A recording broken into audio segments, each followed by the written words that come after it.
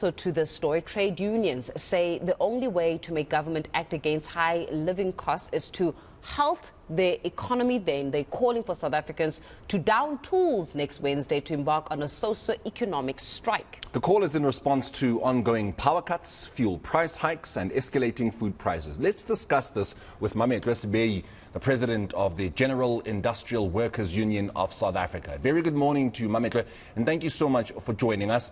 Now, you're saying that the only way we can really make government listen is if we bring a grinding halt to the economy. But now I say to you that if I don't show up to work on Wednesday next week, ENCA will tell me to not come back. How then do you respond to that? Well, I mean, the issue is that if we were to capitulate in the face of intimidation that is going on across the economy, which I mean we're aware about, we will never get anything right in this country. The reality is that the conditions of the black working class in particular, but of the working class in general, is getting worse and worse. I mean, you just have to look by every measure. You know, the food prices, the food basket has increased by over 42% since 2009.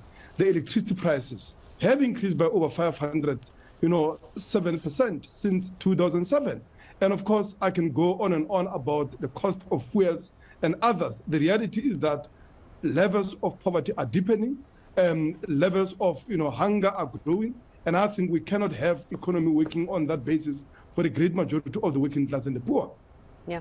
Mametlwe, though, not taking away from the socio-economic realities and the travesty that is impacting South Africans right now, you're absolutely right in the place that South Africans simply cannot afford. Many of them are living beyond or below the poverty line and the poverty margin, which is a bad travesty and even a human rights violation if you really think about it. However, given that COSATU in itself, when asked about the intention of the strike, it is also about reminding the African National Congress of certain policies that need to be implemented, and even putting out a warning to the African National Congress as the tripartite alliance, saying that if you guys are not able to implement certain conditions of living, you risk losing the elections come 2024. So in essence, the bigger picture here is how to consolidate power or to keep the African National Congress in power by being able to implement some of these promises that were made to the people. That it's not only just about the people, it's also about how the tripartite alliance can survive, sustain itself, and hopefully get votes beyond 2024. Now, I mean, the principle going into this strike obviously is much, strike together but much separately. And part of it is that COSATU has their own perspective. Our perspective as GUSA, our perspective as SAFTU is that we cannot fix the alliance. The ANC must go out of power. In fact, if you look at levels, firstly, of the cost of living, but also, the catastrophic levels of unemployment, collapse in public services, and every indicator of the performance of this government, ANC is desperately calling to be relieved of power. And that is the reason that as GUSA, as SAFTU, we have been having discussions to say what we need in this country is, of course, a political party of the working class, a mass workers' party that we think should be armed with a socialist program to ensure that we can bring into public ownership the commanding house of the economy, the mines, the banks, the factories, on the basis of democratic control and management, so that enormous resources and the wealth in the economy can be mobilized to overcome the crisis of housing, of infrastructure, schools, clinics, but also to build roads and overcome the crisis of unemployment in the course of doing that, as well as making sure that prices of basic goods, including energy and food and transport, are regulated, are affordable, and access to this can be democratized and be availed to everyone who needs them. We do know that it is possible to make sure that the government listens to a people that is tired, a people that has suffered under its leadership. But for that to happen, for the government to actually really hear the people, there needs to be unity. We've seen it in Sri Lanka. There is a new regime now in Sri Lanka. But the issue, I think, with South Africans that you might find to come play out on Wednesday is that there is no unity. GUSA will want to mobilize, COSATU will want to mobilize, unions will want to mobilize and get South Africans onto the streets, bring this economy to a grinding halt. But then there will be those South Africans who say, you're inconveniencing my life. I don't have issues that you are raising. I don't have those issues. I'm not struggling with what it is you are bringing to the fore. How then do you deal with that? How do you deal with the fact that there is so much disunity in this country?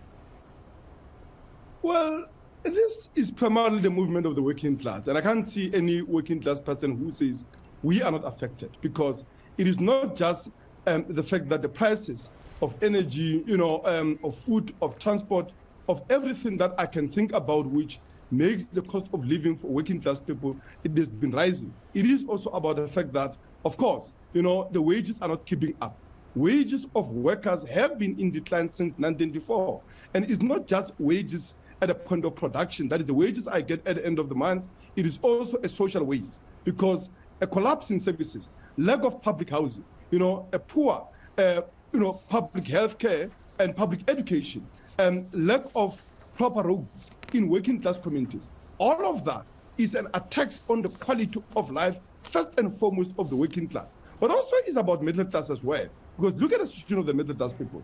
I mean, the cost of borrowing, on which they depend so much for the cars they have, for the houses that are bonded, it has also been going up. Just in the past few months alone, there has been, the repo rate has increased 3 times. And who gains from that is the banking industry, which have recorded a profit of about 90 billion last year at the expense of many middle-class people who are struggling with their bonds, who are struggling with, financing their cars, and the result of which is that we've also seen increases in repossessions of vehicles, in repossessions of houses, but also a collapse of many small and medium enterprises. And we are saying that this is a movement that should be able to unite everybody, but particularly working class and progressive sections of the middle class people who recognize we cannot go on like this. But ultimately, capitalism is a problem, and we need to be able to end this system.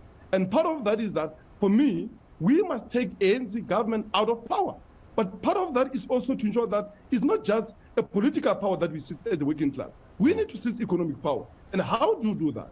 You do that through, one, a creation of a mass political movement, a mass political party of the working class, armed with a program to ensure that we nationalize the mines, the banks, and the commodity houses of the economy on the basis of democratic control and management of the working class people.